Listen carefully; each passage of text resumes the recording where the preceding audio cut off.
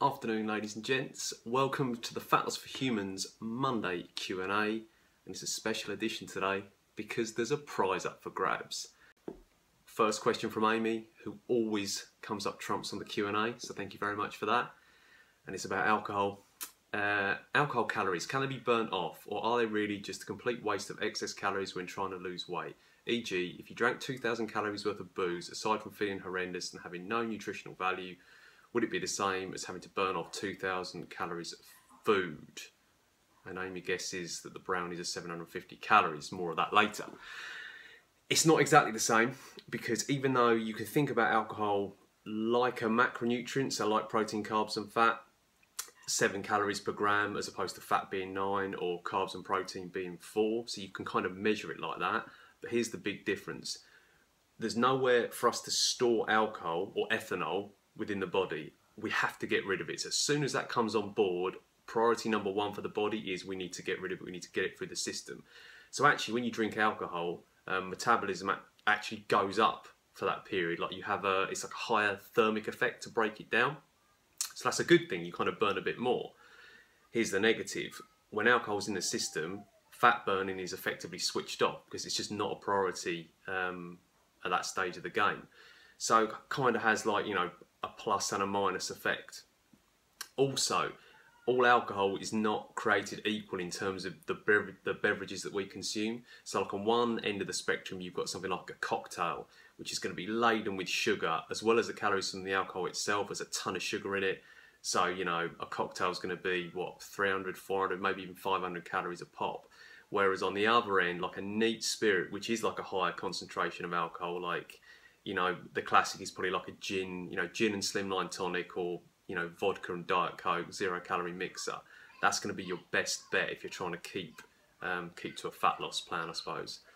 Something else I was going to say, yeah, with alcohol, the biggest issue that I find, myself included, and with clients, is not necessarily the drinks itself, it's the additional food that comes on board. So basically inhibitions are lowered after a few pints, so the food choices tend to be not so good. But no, really good question, and if you want me to elaborate any further on that, just let me know. Question number 2. Question from Mr. Snelling. Okay, Craig, what you got for me? Do you have any 100% no-no foods, even on cheat day? And I'm going to go low on the brownies, as I reckon they're homemade and healthy, and the box is a crafty curveball, so 500. First up, meat and bacon do not go hand in hand, so they definitely weren't homemade. But yeah, I'll come back to the guest later on. I don't have any no-no foods, so kind of everything's up for grabs. But what I will say, that there are foods that when I'm dieting, I will keep out of the house because it's just easier that way. So for me, it is always, without a shadow of a doubt, a white, crusty bloomer loaf. Can't get enough of that stuff, and I know if it's sat there in the kitchen, the chances are I might overindulge, so it's just easier not to have it there. But there's no foods that I rule out. Everything's fair game in my book.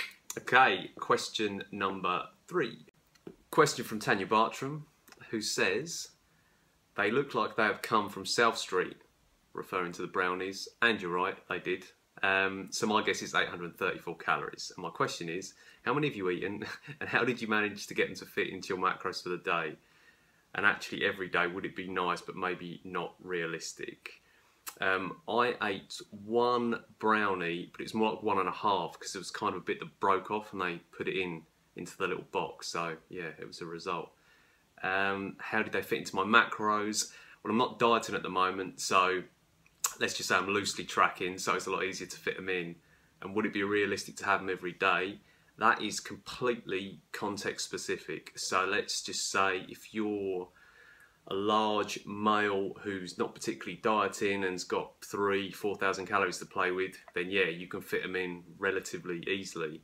If you're a small female who's dieting on, you know, 1,300-1,400 calories, it's going to be a lot harder. So in that case, then yeah, maybe the weekly or every couple of weeks is a treat as opposed to a daily occurrence. Okay, next question. One from the sister.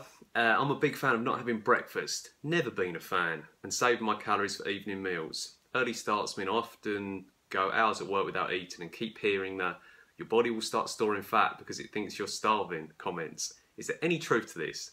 I didn't think there was, but I'm hearing this a lot. Those brownies are bloody delicious. My guess is 706. They're not, Jembo. Yeah, there's no truth to that. And it's just like one of them sort of common things that gets trawled out. So if you don't eat, if you don't eat for 3 to 4 hours, your body goes into starvation mode. Yeah, if you think about that, your body does slow down. Like that is true. So every time you eat, you've got to break down the food. So your body needs energy to do that. So when you consume a meal, your calorie burning, if you like, your metabolism goes up. And when you're not consuming a meal, your body doesn't have to process any food and it just slows down.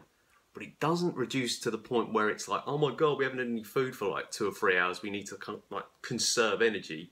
You'll be burning fat. Like, for example, you will burn more fat overnight than at any point during the day because your body hasn't got any fuel in the system and it's using, or hopefully it's using your body fat as fuel. So if anyone says that to you, just say to them, oh, that's an interesting theory. What evidence have you got for that? And see what they come up with. And they'll have none because they never do. Right, next question. Last question of the day from Barry Price. Congratulations to yourself and Laura on your engagement, sir.